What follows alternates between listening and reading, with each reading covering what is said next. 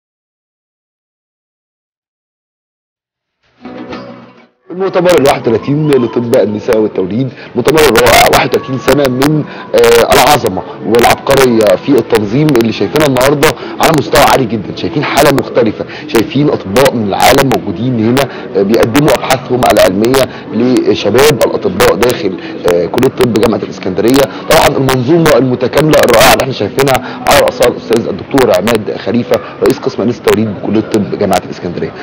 صباح الخير. حاله مختلفه، شايفين تنظيم رائع، شايفين مجهود غير طبيعي في المؤتمر 31. كلمنا عن التحضيرات يا فندم، كلمنا عن المؤتمر. بسم الله الرحمن الرحيم. ده المؤتمر رقم 31 لقسم امراض النساء والتوليد كليه طب جامعه اسكندريه. ده امتداد لمجهود معمول من اساتذتنا وزمايلنا الاكبر مننا على مدى 31 سنه. المؤتمر السنه دي بيضم 60 باحث او 60 استاذ وطبيب بيقدموا ابحاث مختلفه في 23 جلسه، 80 بحث متقدمين في مختلف انحاء امراض النساء والتوليد. الجديد في علاج العقم واطفال الانابيب والحقن المجهري، الجديد في المناظير، المشاكل في علاج الاورام، اورام امراض النساء، العنايه بالام وبالطفل، حمل الحرج، والجديد في الموجات الصوتيه وطرق التشخيص الحديثه بالنسبه للحمل الحرج والعيوب الخلقيه في الاطفال وكيفيه التغلب على هذه المشاكل. المؤتمر بتاعنا كان بيسبقه مجموعه من ورش العمل. ورش العمل ده كانت عبارة عن ورش عمل في بيولوجيا التكاثر او العقم والحقن المجهري، ورش عمل على المناظير، مناظير البطن ومناظير الرحم. بعد المؤتمر في ورش عمل اخرى على اورام امراض النساء والتوليد، وفي ورش عمل برضو على الموجات الصوتيه والحديث في الموجات الصوتيه والتشخيص بالنسبه لمشاكل الحمل والعيوب، مشاكل العيوب الخلقيه في الاطفال.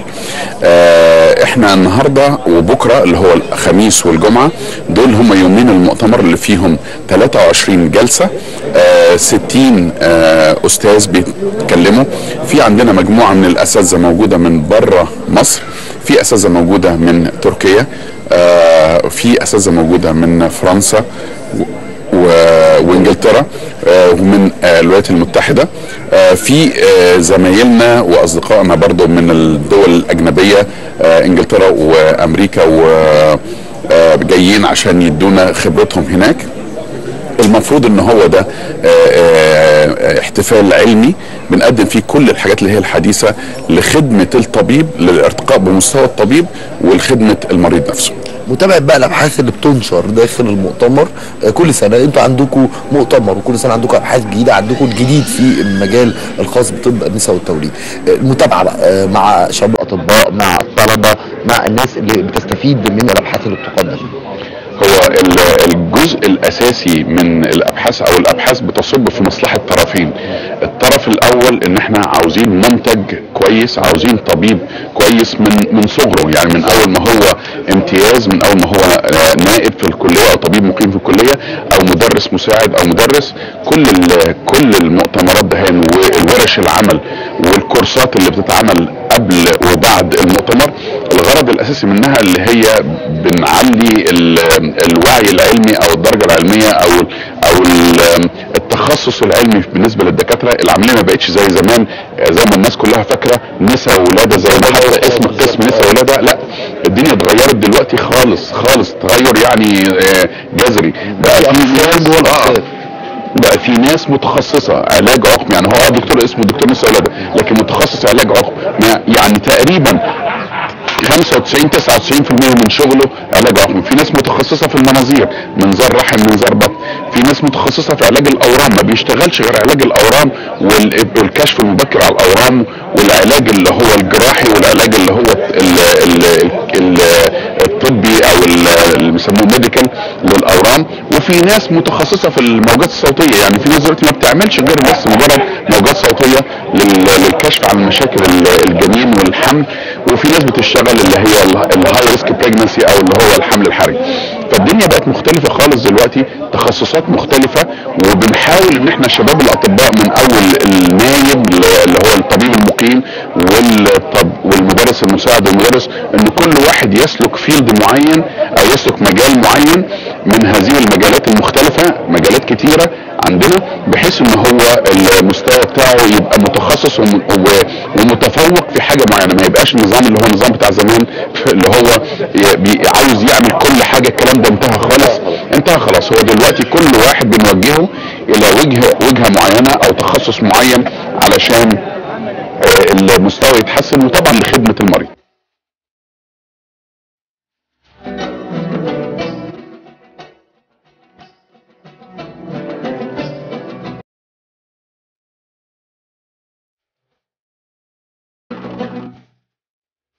من اروع ما في المؤتمر السنه دي، مؤتمر 31 لطب النساء والتوليد، انه بيضم باقه من القامات في المجال الطبي في هذا التخصص اللي على المستوى المحلي وعلى المستوى الدولي معروفين ومشهورين جدا. طبعا واحد من اكبر الاساتذه في هذا المجال، كنا بنفخر بوجوده ودايما بنفخر بيه، استاذ الدكتور توفيق عبد السلام. نورنا يا فندم، صباح الخير. اهلا بيك.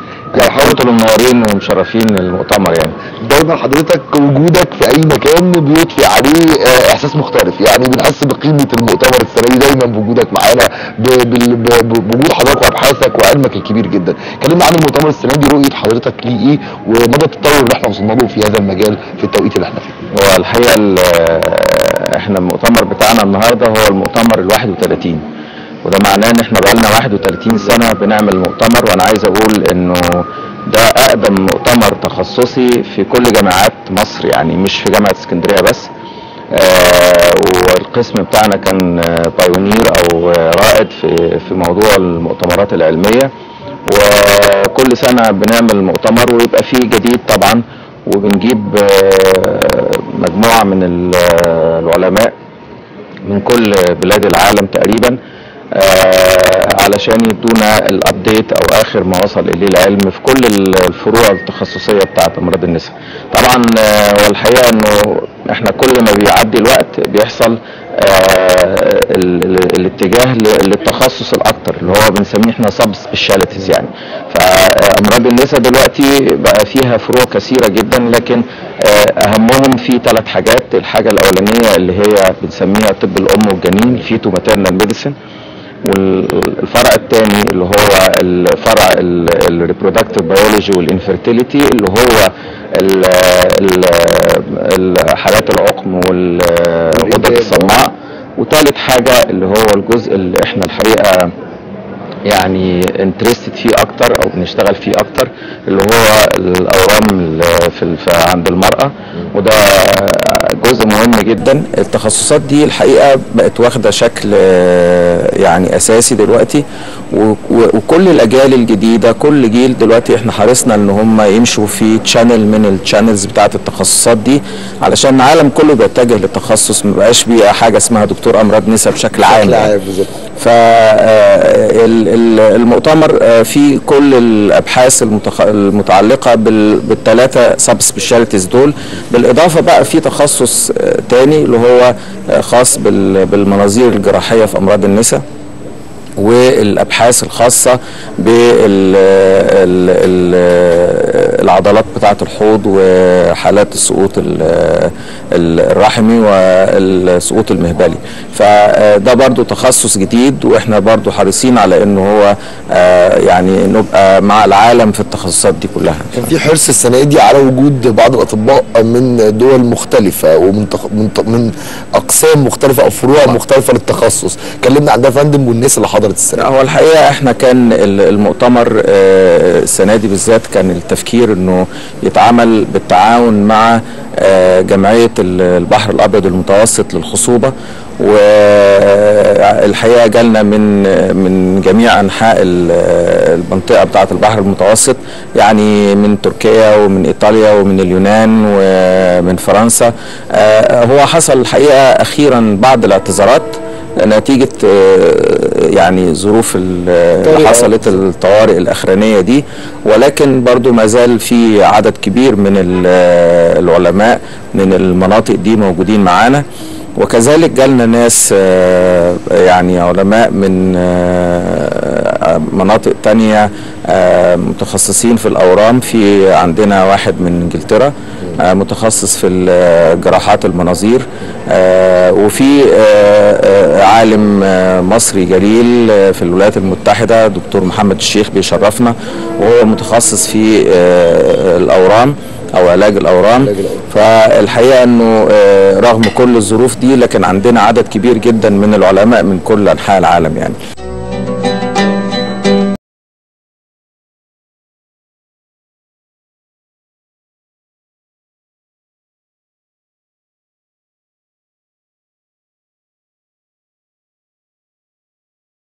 ومن داخل المؤتمر يسعدنا ويشرفنا يكون معنا الاستاذ الدكتور ياسر القصار، هيكلمنا عن فعاليات المؤتمر ومؤتمر 31 السنه دي. يعني شغل جامد جدا على الارض، شايفين تنظيم رائع، شايفين حاله مختلفه. ايه الجديد في المؤتمر السنه دي والفعاليات الخاصه بيه؟ شكرا يا استاذ حسن على المقدمه دي. احنا الحمد لله المؤتمر السنه دي هو المؤتمر 31 لقسم امراض النساء والتوليد كليه الطب جامعه الاسكندريه، والحمد لله احنا السنه دي المؤتمر بيتميز بوجود اكتر من 80 جلسه. عندنا ابحاث كتير جدا الحمد لله، اكتر من 80 بحث. عندنا النهارده 6 محاضرين اجانب اللي بيتكلموا في موضوعات مختلفه في مجال النساء والتوليد. يمكن السنه دي احنا مركزين في كذا نقطه مهمه قوي. من النقط المهمه جدا واللي بدات تاخد حيز من اهتمام الناس هو تشخيص مشاكل وعيوب الجنين اثناء الولاده، اثناء الحمل وبالتالي قبل الولاده يعني. فالموضوع ده بقى من الموضوعات الشائكه، وعشان كده احنا تفردنا بجلستين مهمين جدا في الجديد في تشخيص الامراض الوراثيه والعيوب الخلقيه للاطفال في اثناء فتره الحمل، ودي حاجه هتفيد الناس كتير جدا ان شاء الله، وهتفيد شباب الاطباء في ان هم يكتشفوا الحاجات دي مبكرا، لان في حاجات الحمد لله بقى ليها علاجات ممكن تتعمل بدري، وبالتالي نقدر نحافظ على الاطفال دول. من الحاجات المهمه جدا طبعا اللي لازم كل سنه نتناولها في كذا محاضره الجديد في ابحاث مجال علاج العقم، لان ده برضو من الحاجات اللي فيها تطور مستمر. يعني تقريبا احنا كل سنه بنلاقي ابحاث جديده وتطوير جديد جدا سواء في الادويه في الامكانيات المتاحه لعلاج حالات العقم. فالحمد لله احنا عندنا كذا جلسه. برضو عندنا جلسه كويسه جدا في علاج المناظير، لان المناظير من الحاجات المهمه جدا، وبقى لها استعمالات كتيره جدا سواء المناظير البطنيه او المناظير الرحميه في علاج مشاكل كتيره جدا غير علاج طبعا العقم. والحاجه طبعا المهمه جدا اللي احنا ما نقدرش ما نتناولهاش هي الاورام النسائيه، لان الاورام النسائيه من الحاجات اللي بنسميها الحاجات القاتله يعني، واكتشافها المبكر ده بيوفر علينا طبعا مشاكل كتيره جدا، وبنقدر نحافظ على حياه المريضه. فالحمد لله احنا السنه دي بنتناول في مجالنا معانا خبير انجليزي وخبير مصري انجليزي بنتناولوا معانا الجديد جدا في الابحاث اللي موجوده لعلاج الاورام النسائيه وخصوصا اورام المبيض، بالاضافه الى ان في خبير برضه مصري امريكي جاي بيكلمنا عن الجديد فعلا في علاج اورام سرطان الرحم، ودي حاجات ان شاء الله تفيد ناس كتيره جدا، والله المستعان. يعني اتمنى ان الناس ان شاء الله تستفيد جدا من المؤتمر ومن الابحاث المقدمه فيه ان شاء الله باذن الله. ردود الافعال الخاصه بشباب الاطباء بقى في المجال ده وفي التخصص ده، انت شايف ردود الافعال ازاي؟ شايف عمليه بقى التفاعل اللي بينكم وبين بعض، انتوا بتنقلوا لهم خبرات دوليه مختلفه السنه دي، الدور اللي انتوا بتقوموا بيه معاهم في المؤتمر السنه دي؟ بص حضرتك، احنا دايما بنبقى حريصين على ان احنا يكون عندنا ورش عمل قبل وبعد المؤتمر، وورش العمل بتسهل لنا التفاعل شويه. يعني يمكن المحاضرات هم بالناس بتسمع وبيبقى مسموح باسئله بسيطه للمناقشه، لكن ورش العمل بتتعمل قبل وبعد بتكون بالظبط، بتكون يعني هي دي اللي فيها جزء التفاعلي في الموضوع. فاحنا بنحاول نعرض عليهم الجديد ونسمع ارائهم ونشوف ايه المشاكل اللي بتقابلهم، ولو في حاجات احنا بنقدر نحلها بنحلها مباشره، ولو في حاجات بنقدر ناجلها بنأجلها. والحمد لله احنا في كليه الطب جامعه اسكندريه في قسم النساء تحديدا بنبقى حريصين على القيام بورش عمل متواصله على مدار العام. يعني مش بس ورش العمل اللي بتقام اثناء المؤتمر، لا ده احنا بنعمل ورش عمل كتيره جدا عشان باستمرار يبقى في تطبيق للكلام. يعني احنا النهارده ان شاء الله في المؤتمر وبكره بنعرض ابحاث جديده، بعد شهرين مثلا ان شاء الله هنعمل ورشه عمل هنناقش فيها الحاجات اللي اتعرضت في المؤتمر، بدانا نطبقها. طب اخباركم ايه؟ طب قدرتوا تتشخصوا بالموجات الصوتيه الحاجات الجديده اللي احنا علمناها لكم في المؤتمر؟ والله كويس، لا لسه في صعوبه، يبقى احنا محتاجين نعمل حاجه عليها تاني. هو ده التفاعل اللي بيجي لنا. يعني احنا بنحاول بقدر المستطاع ناخد دايما الفيدباك من الناس، ايه اللي محتاجينه، ايه اللي محتاجين يمشوا ايديهم فيه، محتاجين هم يتعلموهم، لان في حاجات هم محتاجين يتعلموها بايديهم، فلازم ما ينفعش بس محاضره ان احنا نيجي نقولها، لا محتاجين حاجه نمرنهم عليها. فده بتبقى حاجه كويسه، وده الدور الاساسي للجامعه، مش بس انها تعالج، لا ده دورها انها تعلم الناس. 31 سنه او 31 مؤتمر على وجه التحديد مروا علينا. المؤتمر ال 32 بقى يعني بترتبوا له من قبلها بقد ايه؟ انا عايز بس اعيش الناس في الاجواء بتاعه التحضيرات بتاعه النوعيه دي المؤتمرات اللي هي المؤتمرات مهمه جدا والمشهوره جدا مش بس على مستوى مصر، على مستوى العالم كله.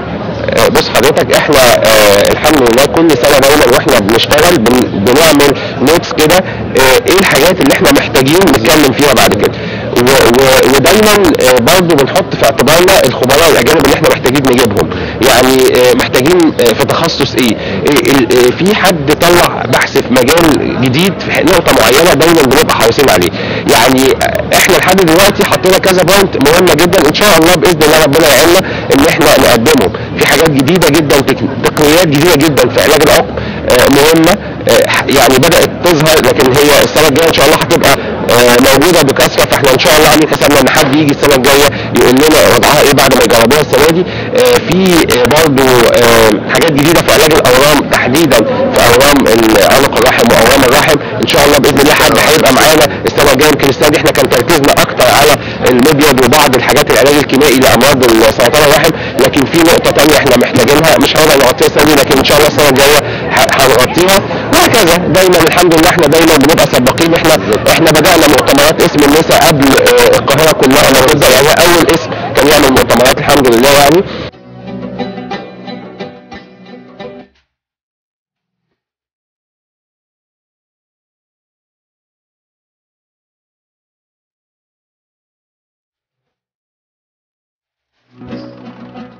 بيسعدني وشرفني يكون معايا الاستاذه الدكتوره رحاب السعيد بقسم النساء والتوليد بكليه الطب الاسكندريه. اهلا بيك يا فندم. اهلا بيك يا فندم. النهارده بنتكلم عن المؤتمر ال 31 لطب النساء والتوليد جامعه اسكندريه، مؤتمر سبق مؤتمرات كتير حتى القاهره ما ابتدوش في الوقت اللي انتوا ابتديتوا فيه.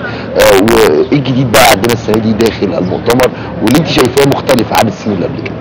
هو الحمد لله ان مؤتمر اسكندريه يعتبر المؤتمر الاول في الميديترينيان اريا كلها. السنه دي احنا معانا around 6 foreigner speakers، منهم مستر تيمور جارجن دوت الهيد اوف ذا ميديترينيان سوسايتي اوف ريبرودكتيف ميديسن اند تركيش ريبرودكتيف ميديسن. معانا اثنين بروفيسورز، تيمور توماس اند he is one of the great professors of the gynae oncology، اورام النساء ده في انجليزي الانجليزي من الناس يعني الكبار جدا بالنسبه في المجال بتاعه. ذا سيم مع دكتور احمد سكيتوري. استاذ دكتور احمد سكيتوري هو استاذ زائر من انجلترا بردك، وموجود معانا في مصر بقاله around 2 years، فبيسهم كتير في العلم في اوامر النساء والتوليد. معانا الافيف من اساتذتنا في جميع الجامعات المصريه، ايضا القصر العيني، القاهره، الازهر، المنوفيه، كل الدلتا والصعيد، مشاركه كل الجامعات المصريه كلها موجوده. حاجه بتسعدني جدا ان المؤتمر على مدى ال4 أو 5 سنين اللي فاتوا بيحقق نجاح على مستوى كل المانيفاكتشرز، كل الشركات، لانها بتبقى سباقه لدوت، فبيزود عدد الاتندي بتوعي وعدد الفورينر سبيكرز الموجودين. السنه دي الحمد لله كان اعلى ريجستريشن موجود اي ثينك في كل المؤتمرات بتاعت الجنة اللي سبقتنا، واي ثينك ان احتمال وصل تقريبا قد ايه؟ دلوقتي 1500 تيم ناو. يعني تيم ناو ده عدد كبير جدا طبعا. دلوقتي احنا بنتكلم على الساعه 11 صباحا في اول يوم تيم ناو الكاونتر بتاع الريجستريشن وصل لغايه 850 و I have around I expected around this amount، يعني I think ان احنا نوصل لغايه 1500. دي برضو احنا السنه دي عندنا اهتمام بامراض خاصه جدا زي امراض الكانسر وامراض الرحم وامراض صعبه جدا. انتم مهتمين جدا في الابحاث بتاعتكم اللي موجوده النهارده في المؤتمر. هو المؤتمر بتاعنا ماشي على محورين كبار. المحور الاساسي هو اولا العلاج العقم وتاخر الحمل، وده ليه في اراوند حوالي 6 سيشنز موجودين لاساتذتنا الكبار في مستوى الجمهوريه بره مصر. كمان في جزء تاني بتاع الحمل الحرج وبتاع تشوهات الاجنه، ده من سب سبيشاليتيز اللي بنشتغل بيها، ده الاساس. الجزء الثالث والمهم جدا اوامر النساء والولاده، اوامر النساء كلها سواء كان كانسر الرحم وكانسر عنق الرحم وكانسر المبايض. ودي برضو احنا عندنا حاله كده في مصر خاصه بشباب الاطباء. دايما في المؤتمرات بيبقى بعيد شويه عن اللي بيتقال، وبيبقى التطبيق مش زي اللي بيتقال في المؤتمر، لكن المؤتمر بتاعكم مختلف. عندكم ورش عمل عندكم عمليه تفاعل بينكم وبين شباب الاطباء بشكل كبير جدا. كلمنا عنها. الحمد لله من الحاجات المهمه قوي والكونسبت الاساسي دايما في مؤتمر اسكندريه هو ورش العمل البراكتيكال العمليه. سبق المؤتمر 3 ورش عمل. الورشه الاولانيه كانت يوم الاربعاء السابق، مش امبارح، الاسبوع اللي فات، كانت ورشه على جهاز الدوبلر الملون والاشعه الملفيه الصوتيه وتدخلها في امراض النساء والولاده. وامبارح يوم الاربعاء بتاع امس كان في ورشتين عمل، واحده في التطورات كلها والتقدم اللي موجود في الحمل المجهري وعلاج العقم وتاخر الحمل، والثانيه كانت في المناظير سواء كانت الرحميه او البطنيه برضك في تاخر الحمل وفي امراض النساء عموما. وحضرتك احد العلماء في المجال بقى المتخصصين، يعني كلمنا انت شايفه الطب النساء والتوليد في مصر رايح على فين؟ يعني مستوى وصل لحد فين؟ الحمد لله احنا على قدم وساق، يعني احنا كلنا سواء كنا اساتذه في جامعه او بره الجامعه، احنا كلنا الشباب واجيال اللي سبقتنا كلنا بنعرف ان احنا ناخد معلومات كتير جدا، نسافر بره، نبدا نتعلم، ناخد دورات، قربنا هذا فيلوشيبس في كذا جامعه دوليه. اي ثينك ان احنا اولموست ذا سيم. احنا اللي ينقصنا قد يكون بعض التكنولوجي، بس كمعلومات وكابليكيشنز وي ار على قدم وساق.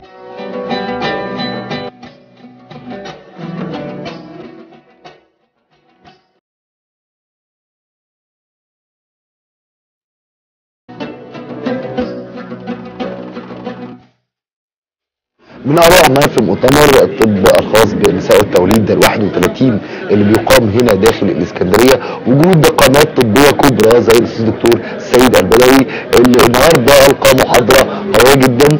دايما بيقدم لنا كل جديد في مجال البحث الخاص بامراض النساء والتوليد. اهلا بيك يا دكتور ومنورنا فندم. ربنا يخليك. يعني سعاده كبيره للمشاهدين كمان وجودك معانا النهارده على شاشه قناه الاسكندريه. فرصه ان احنا نتقابل مع حضرتك ونتكلم مع حضرتك عن الجديد السنه دي داخل المؤتمر في هذا العام. هو الحقيقه تملي الجديد كتير، بس يعني لو حضرتك هتتكلم على في مجال امراض النساء والتوليد كل سنه الجديد كتير، احنا مش ملاحقين على الجديد.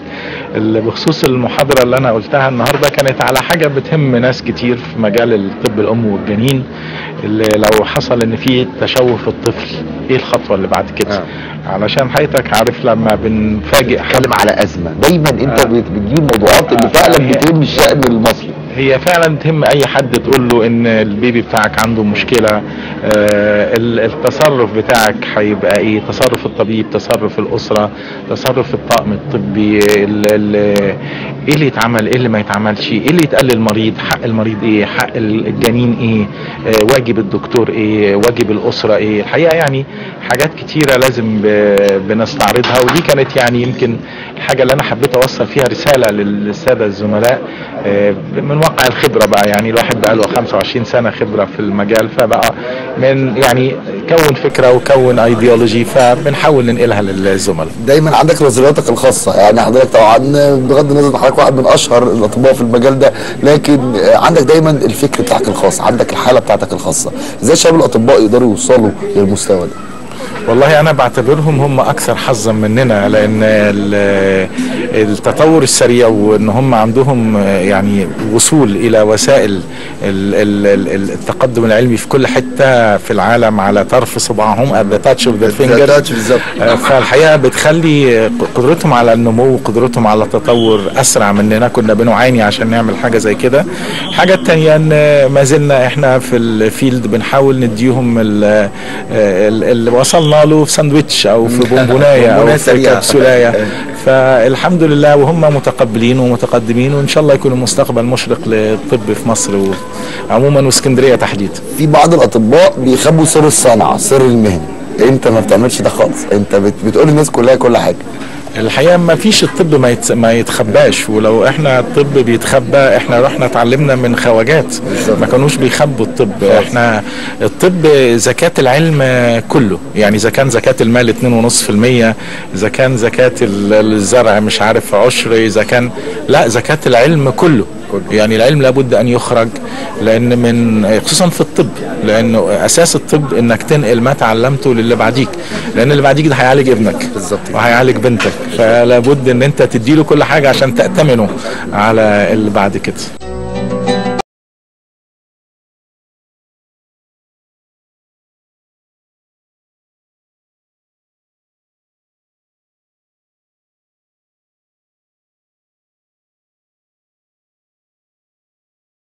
خلال المؤتمر ال31 لامراض النساء والتوليد، طبعا التنظيم ده كان وراه شركه راعيه قدرت ان هي تعمل حاله مختلفه السنه دي. معانا على راس المنظومه دي المهندس وحيد السيد رئيس مجلس اداره الشركه الراعيه والمنظمه للمؤتمر السنه دي. اهلا بيك يا فندم. اهلا وسهلا.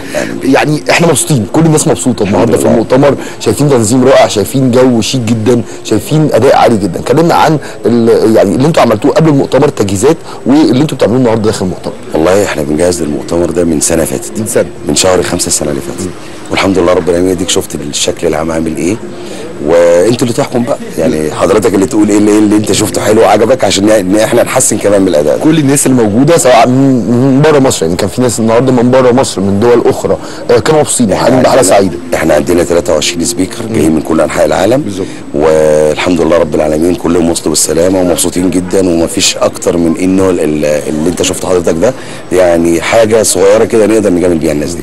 ايه اللي انتوا عملتوه السنه دي جديد؟ يعني ايه اللي انتوا اضفتوه السنه دي على التنظيم، وعلى اكيد درستوا العيوب والمشاكل اللي كانت موجوده وابتديتوا تشتغلوا عليها؟ احنا اشتغلنا على حاجتين كانوا مهمين جدا بالنسبه للحاله الامنيه اللي سيرتها في كل حته مش كويسه. احنا الحمد لله رب العالمين احنا شركه كبيره متخصصه، عندنا فروع بره في كل انحاء العالم، فعملنا تسويق خارجي. التسويق الخارجي ده جالنا فيه ناس، لان طبعا الناس خايفه من السياحه وخايفه من الحاجات اللي بتحصل، فالحمد لله قدرنا ان احنا نقنعهم ان احنا بلد امان، ما عندناش اي مشاكل من اللي هم بيشوفوا في الاعلام بره. والحمد لله زي ما شفت حضرتك كده الناس قد ايه اللي جايين من بره. لا وصوره رائعه في الحقيقه. الحمد لله. طبعا فكره النهارده ان احنا المؤتمرات دي بتعمل تنشيط سياحي للبلد، بتعمل تنشيط سياحي لمصر في الوقت ده. هل انتم مهتمين بالمجال ده بشكل خاص، ولا ده جزء من خطه كبيره انتم حاطينها لشركتكم؟ والله هو ده اللي جاي، ده اللي احنا عاملينه البلان بتاعنا الجديد، ان السياحه طبعا مش بعافيه، فاحنا الحمد لله رب العالمين يعني قدرنا ان احنا نقنع الناس بره. وعلى فكره انت عشان تجيب سبيكر راجل فيجر من بره ده مش حاجه سهله، حاجه صعبه جدا. فانك تقنعه ان احنا بلد امان ويجي عندنا ويشوف اللي احنا عملناه واللي احنا بنعمله، دي حاجه يعني الحمد لله تحسب لنا، وبرده بمجهودات الناس اللي معانا. مش يعني الاستاذ الدكتور عماد خليفه طبعا في المؤتمر، يعني الحمد لله رب سيرته في الدنيا كلها كبيره قوي طبعا، فاي حد بيعرف ان ده مؤتمر بيحاول انه يعني يجي باسرع وقت.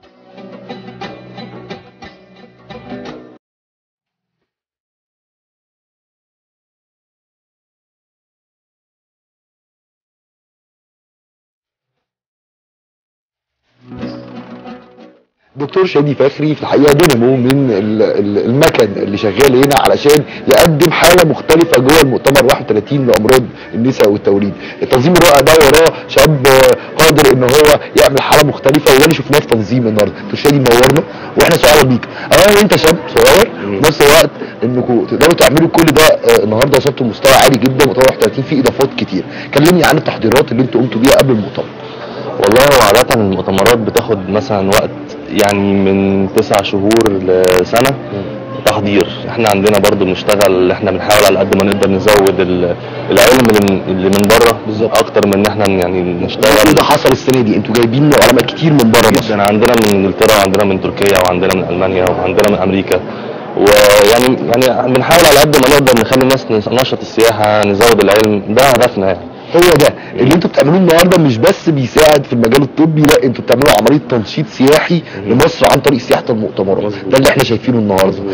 ازاي قدرتوا ان انتوا تجيبوا الاطباء دول بالرغم ان انت عارف في بعض التنويات بره مصر ان البلد مش امنه او كده، انتوا نجحتوا في ان تجيبوا ناس بالنهار من كل الظروف. من كل الظروف دي، مع ان يعني مشاكل كتير، بس يعني المحاولة احنا يعني ما سكتناش يعني برضو بنطمن الناس وبنحاول. دي حاجة يعني بنعملها اصلا لمصر، ما بنعملهاش لاي حاجة تانية يعني. احنا عايزين مصر بعد كده نلاقيها الاجانب يرجعوا زي الاول ونشوف السياحة تاني، دي هدفنا يعني اكتر من اي حاجة.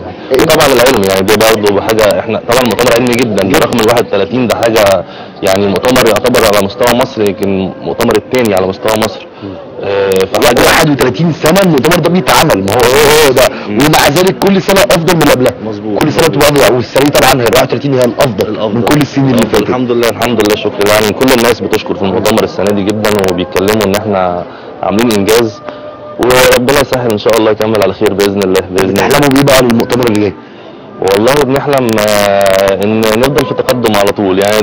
ده احلامنا، ان احنا نحاول نساعد السياحه، نساعد العلم، نساعد الناس الشباب الصغير اللي جاي يتعلم. الابديت بتاع العلم ده حاجه مهمه جدا، لان العلم ما بيقفش يعني. احنا طول ما كل سنه بتيجي بيبقى فيه جديد، فلازم الناس تنشط الذاكره بتاعتها. والدكاتره طبعا ناس اسامي كبيره، بس برضه ستيل محتاجين ان هم ينشطوا العلم عندهم طبعا.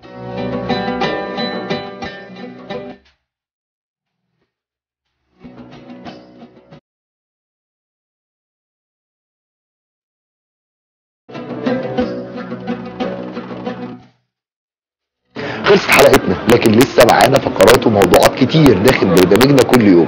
اشوفكم الحلقه الجايه.